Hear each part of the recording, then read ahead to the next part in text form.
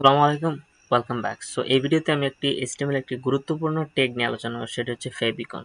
So অনেক most important part. So HTML বলেন, আপনি যা কিছু কোনো ধরনের ওয়েবসাইটে দেখবেন কোনার মধ্যে অনেক ধরনের ফেভিকন থাকে। সো ফেভিকনটা কি বা কিভাবে ইউজ করে বা কিভাবে এই জিনিসটা ব্যবহার করে HTML এর মাধ্যমে আপনি আপনার ওয়েবসাইটে ফেভিকন অ্যাড করবেন। সো ফেভিকন অ্যাড করার জন্য এক্সাম্পল হিসেবে যে একটি লিঙ্ক ট্যাগ নিতে হবে। এটা জাস্ট আপনাকে হেডিং ট্যাগের ভিতরে একটি লিঙ্ক ট্যাগ নিয়ে, সো আপনাকে এর ভিতরে কয়েকটি জিনিস আছে। এর মধ্যে হচ্ছে এইচটিএমএল, যেটার মধ্যে হচ্ছে আপনার ফাইলের যে লিঙ্কটা থাকে, এই লিঙ্কটি ব্যবহার করতে হবে। আর আরেকটা হচ্ছে রিয়েল, এটা সাধারণত ফাইলের টাইপ ব্যবহার করতে হবে, আপনি যে ধরনের টাইপ ব্যবহার করবেন। আরেকটা হলো টাইপ, ইমেজ বা এক্স আইকন, যে ধরনের এটা দিলেও চলে, না দিলেও চলে। তো এই জিনিসটা লাইভ এক্সাম্পলের মাধ্যমে আপনাদের সাথে দেখাবো। সো আমি এখন কোড এডিটরে চলে আসছি। সো কোড এডিটরে চলে আসার মাধ্যমে দেখেন এখানে আমি জাস্ট আগে টাইটেল চেঞ্জ করে নিচ্ছি। টাইটেলটা চেঞ্জ করে HTML ফেবিকন। সো যেহেতু আমরা ফেবিকন ইউজ করবো, জাস্ট আগে আপনাদের সাথে এক্সাম্পল হিসেবে দেখাই। দেখেন ফেবিকন, HTML ফেবিকন, দেখেন এখানে কোনার মধ্যে একটি ব্লক সাইন দেওয়া আছে, এখানে কোনো কিছু নাই। কিন্তু আমরা যখন কোনো ওয়েবসাইটে ভিজিট করি, আমি যদি ইউটিউবে ভিজিট করি, ইউটিউবে ভিজিট করার পরে জাস্ট আপনি ইউটিউবে ইন্টার প্রেস করবেন। আমি যদি ইউটিউবে ভিজিট করে জাস্ট দেখেন, সো উপরে চ্যানেলে দেখতে পারেন, দেখেন এখানে একটা ইউটিউব লেখা আছে।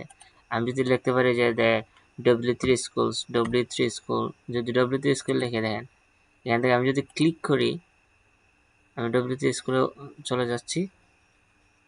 সো দেখতে পাচ্ছেন যে ওয়েবসাইটের মধ্যে দেখেন উপরে কোনার মধ্যে দেখেন একটা W3 দেওয়া আছে। এগুলো হচ্ছে ফেভিকন। সো এই জিনিসটাগুলো কীভাবে অ্যাড করবেন, দেখেন আমার ওয়েবসাইটে আমি এগুলো কেটে দিচ্ছি টেপগুলো। সো হ্যাঁ দেখেন আমার এটা কিন্তু কোনো ধরনের ফেভিকন নাই। সো আমি কীভাবে অ্যাড করবো, সেই জন্য আমার সর্বপ্রথম অলওয়েজ, এটা কিন্তু বডি ট্যাগের ভিতরে না, যেহেতু এটা হেডিং। কারণ হেডিং বলতে, হেড ট্যাগ বলতে এটার উপরে থাকে, আপনি যা কিছু ট্রাই করবেন এটার ভিতরে থাকবে। আপনি জাস্ট এখান থেকে আপনি নিচে চলে আসবেন, নিচে চলে আসলে লিখবেন যে লিঙ্ক লেখার পরে ট্যাব প্রেস করবেন। সো এখানে স্টাইল শিট দেওয়া আছে, কিন্তু আপনি যেহেতু ফেভিকন ইউজ করবেন, সো এখানে আইকন ব্যবহার করবেন, আইকন।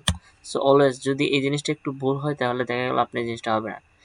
এখন কথা হচ্ছে আপনি জিনিসটা কোথায় লিখবেন। দেখেন আমি এখানে আগে একটা ইমেজ নিয়ে আসছিলাম, দেখেন এখানে একটা ইমেজ ফেভিকন নিয়ে আসছিলাম, HTML এর ফেভিকন। সো এই জিনিসটা আমি অ্যাড করবো। সো আমি অ্যাড করবো কীভাবে, দেখেন HTML ডট, যেহেতু dot extension. So always try করবেন যে ফেভিকনের যে এক্সটেনশনটা আপনি ICU থাকে। সো আপনি চাইলে অন্য ইমেজ ব্যবহার করে কাজ করতে পারেন, জিনিসটা আপনাদের সাথে দেখাবো। কিন্তু দেখেন আমি যদি এখান থেকে, দেখেন আমি জিনিসটা সেভ করি, এখান থেকে আমি যদি রিলোড দিই, দেখেন দেখবেন দেখেন যেহেতু লাইভ সার্ভার কাছে অটোমেটিকলি এখানে চলে আসছে, দেখতে পাচ্ছেন এটা কিন্তু HTML চলে আসছে।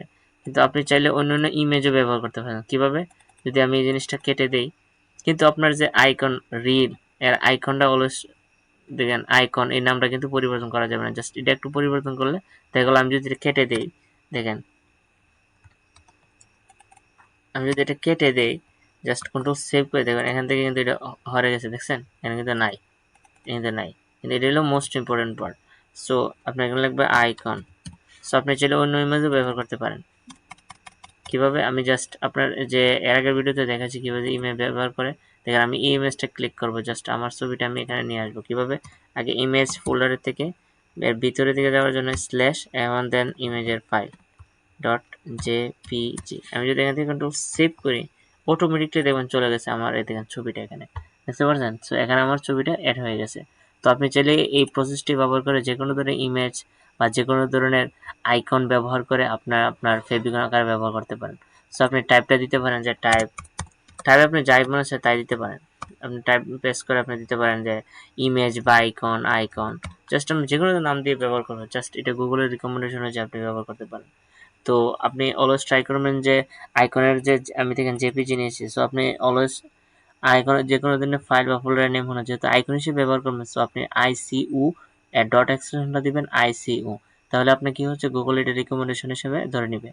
সো এই ভিডিও এতটুকু। জাস্ট এই ভিডিও গুরুত্বপূর্ণ হয়ে থাকলে অবশ্যই চ্যানেলটিতে ভিডিওতে একটি লাইক দেবেন এন্ড কমেন্ট করবেন এন্ড চ্যানেলটিতে সাবস্ক্রাইব করবেন। সো পুরো প্লেলিস্টটি আপনাদের আই বাটনে দেওয়া থাকবে। তো আপনি চাইলে ক্লিক করে পুরো প্লেলিস্টে HTML এর যা কিছু যাবতীয় সবকিছু আপনি প্রত্যেকটি স্টেপ বাই স্টেপ দেখতে পারেন। সো আপনার HTML এর স্ট্রং অ্যাবিলিটি তৈরি করতে পারেন। So best of luck.